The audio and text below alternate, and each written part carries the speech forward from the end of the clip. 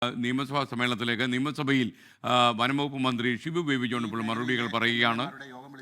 ഇപ്പോൾ ചോദ്യോത്തരവേളയാണ് നിയമസഭയിൽ പുരോഗമിക്കുന്നത്. സർ, ഇവിടെ AI ഉൾപ്പെടെയുള്ള സാങ്കേതിക വിദ്യകൾ ഉപയോഗപ്പെടുത്തിക്കൊണ്ടുള്ള ദീർഘകാലത്തേക്കുള്ള പദ്ധതികളും അതിൽ വളരെ പ്രധാനപ്പെട്ടത് തന്നെയാണ്. അത് വളരെ പ്രതീക്ഷയോടെ നമ്മൾ നോക്കിക്കാണുകയാണ്. സർ, ഇപ്പോഴത്തെ ഒരു പ്രതിസന്ധി അനുവദിക്കപ്പെട്ട ഫണ്ടുകൾ പോലും നമുക്ക് സമയത്ത് വിനിയോഗിച്ച് ഈ പ്രതിരോധ സംവിധാനങ്ങൾ, പ്രത്യേകിച്ച് ഫെൻസിങ്, അത് സമയബന്ധിതമായി പൂർത്തീകരിക്കാനുള്ള സംവിധാനമില്ല.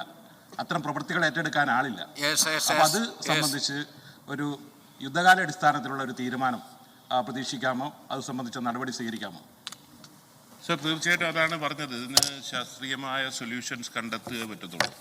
അത് മിറ്റിഗേറ്റ് ചെയ്യാനെങ്കിലും സാധിക്കുന്നതിലേക്ക് അതിനിപ്പോൾ AI ടൂൾസ് ഉണ്ട്. അതെല്ലാം കൂടെ അതാണ് ഞാൻ പറഞ്ഞത്, ഇൻ്റഗ്രേറ്റഡ് കോൺഫ്ലിക്റ്റ് സോൺസിൽ 3 ലെയറാണ് ഉദ്ദേശിക്കുന്നത്. ഫസ്റ്റ് ലെയർ AI ടൂൾസ് ഉപയോഗിക്കുക, സെക്കൻഡ് ലെയർ ഹാങ്ങിങ്, തേർഡ് ലെയർ ബൃഹത്തായ. അത് ഹൈ കോൺഫ്ലിക്റ്റ് ആന സ്ഥിരമായി ഇറങ്ങുന്നെന്ന് ബോധ്യമുള്ള സ്ഥലങ്ങളിലേക്ക് അത് ചെയ്യാം. പക്ഷെ അത് വല്ലാത്ത എക്സ്പെൻസീവായിട്ടുള്ള ഒരു സംവിധാനമാണ് ആ കാര്യങ്ങൾ. പിന്നെ ഓരോന്നിനും സർ ആനയുടെ കാര്യത്തിൽ ഞങ്ങൾ പഠിച്ചുകൊണ്ടിരിക്കുകയാണ്. നാച്ചുറൽ ഡിഫൻസ് എന്ന് പറഞ്ഞാൽ തേനീച്ചക്കൂടുകളാണ്.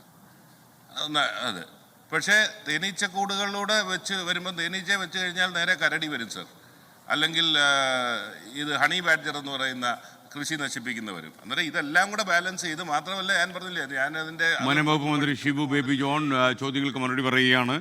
കൂടുതൽ വിവരങ്ങളുമായി നിയമസഭയിൽ നിന്നും നമുക്കൊപ്പം അലക്സ് റാം മുഹമ്മദ് ചേരുന്നു. ഗുഡ് മോർണിംഗ് അലക്സ്, പറയും. Good morning. നിയമസഭയിൽ ചോദ്യോത്തരവേള പുരോഗമിക്കുകയാണ്. അതിൽ പ്രധാനമായി ഈ മനുഷ്യ വന്യജീവി സംഘർഷം ലഘൂകരിക്കുന്നതിന് എന്തൊക്കെ നടപടികൾ ആവിഷ്കരിച്ചിട്ടുണ്ടെന്നതാണ് വിവിധ MLA-മാർ വനംവകുപ്പ് മന്ത്രിയോട് ചോദിച്ചത്. അദ്ദേഹം പറയുന്നത് അതിന് പ്രത്യേക കർമ്മ പദ്ധതി തന്നെ, അത് ഈ മനുഷ്യ വന്യജീവി സംഘർഷം തടയുന്നതിന് വേണ്ടി, അതിന് ശാശ്വത പരിഹാരം ഉണ്ടാക്കുന്നതിന് വേണ്ടി പ്രത്യേക കർമ്മ പദ്ധതി തന്നെ രൂപീകരിക്കേണ്ടി വരും. ആധുനിക സങ്കേതങ്ങൾ ഉപയോഗിച്ച്, അതായത് AI ടൂൾസ് ഉപയോഗിച്ചുകൊണ്ട് അതിനൊരു ഇടപെടൽ സംസ്ഥാന സർക്കാർ ആലോചിക്കുന്നുണ്ട് എന്നാണ് അദ്ദേഹം വ്യക്തമാക്കുന്നത്. അതിന് നീണ്ട കാലത്ത് തന്നെ പദ്ധതി രൂപീകരിക്കാനുള്ള സമയം വേണ്ടി വരുമെന്നൊക്കെ അദ്ദേഹം നേരത്തെയും വ്യക്തമാക്കിയിരുന്നതാണ്. അത് പെട്ടെന്ന് എടുത്തുചാടി ഒരു തീരുമാനത്തിലേക്ക് പോകാൻ സാധിക്കില്ല എന്നുള്ളതും അദ്ദേഹം വ്യക്തമാക്കിയിട്ടുണ്ട്. ചോദ്യോത്തരവേള പുരോഗമിക്കുകയാണ്. ഇന്ന് പ്രധാനമായി സഭയിൽ ഉണ്ടാകുന്ന പ്രധാനപ്പെട്ട ഡെവലപ്മെന്റുകളിലൊന്ന് PM ശ്രീയുമായി ബന്ധപ്പെട്ടാണ്. അതിൽ റൂൾ 50, അതായത് അടിയന്തര പ്രമേയത്തിന് PM ശ്രീയുമായി ബന്ധപ്പെട്ട വിഷയം അത് ഉന്നയിക്കാൻ തീരുമാനിച്ചിരിക്കുന്ന പ്രതിപക്ഷം എന്നുള്ളതാണ് ഏറ്റവും പ്രധാനപ്പെട്ട കാര്യം. അതിൽ CPI പ്രതിനിധിയായ പി പ്രസാദ് MLA റൂൾ 50 അവതരിപ്പിക്കുന്നതിന് നോട്ടീസ് നൽകിയിട്ടുണ്ട്. PM ശ്രീയിൽ ഒരുപക്ഷെ സഭ പ്രക്ഷുബ്ധമാകാനാണ് സാധ്യത.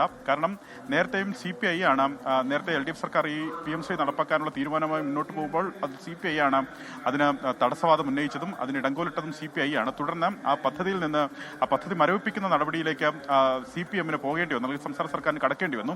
ആ പദ്ധതിയാണ് ഇപ്പോൾ VD സതീശൻ സർക്കാർ നടപ്പാക്കാൻ ഉദ്ദേശിക്കുന്നത്, അല്ലെങ്കിൽ ആ പദ്ധതിയുമായി മുന്നോട്ട് പോകുന്നത്. അതിൽ കൃത്യമായ എതിർപ്പ് പ്രതിപക്ഷം രേഖപ്പെടുത്തുന്നു. നേരത്തെ പ്രതിപക്ഷ നേതാവ് പിണറായി വിജയൻ അടക്കം വാർത്താ സമ്മേളനം നടത്തി PM ശ്രീയിൽ ഈ സർക്കാർ സ്വീകരിക്കുന്ന നിലപാട് എന്താണെന്ന് വ്യക്തമാക്കുകയും ചെയ്തു. സ്വാഭാവികമായി അതിൽ സഭ പ്രക്ഷുബ്ധമാകാൻ സാധ്യതയുണ്ട്. പിന്നാലെ റിപ്പോർട്ട് സമർപ്പണമാണ്. പ്രധാനപ്പെട്ട റിപ്പോർട്ടുകൾ ഇന്ന് മുഖ്യമന്ത്രി VD സതീശൻ സമർപ്പിക്കും. അതിനുശേഷം ബജറ്റിന്മേലുള്ള ചർച്ച നടക്കും. അതിനുള്ള മറുപടി ഇന്ന് മുഖ്യമന്ത്രി പറയുമെന്നുള്ളതാണ് പ്രധാനപ്പെട്ട കാര്യം. ആ മറുപടിയിൽ ഈ വീര്യം കുറഞ്ഞ മദ്യത്തിന് നികുതി കുറച്ചതുമായി ബന്ധപ്പെട്ട് ഉയർന്ന വിവാദത്തിൽ അതിലെന്തെങ്കിലും മാറ്റമുണ്ടോ, ആ തീരുമാനം സർക്കാർ പിൻവലിക്കാൻ ഉദ്ദേശിക്കുന്നു എന്നുള്ള കാര്യം മുഖ്യമന്ത്രി മറുപടി പറയുമെന്നുള്ളതാണ് ഏറ്റവും ശ്രദ്ധേയമായ കാര്യം. അതിനാണ് വിവരങ്ങളുമായി നിയമസഭയിൽ ചേർന്ന്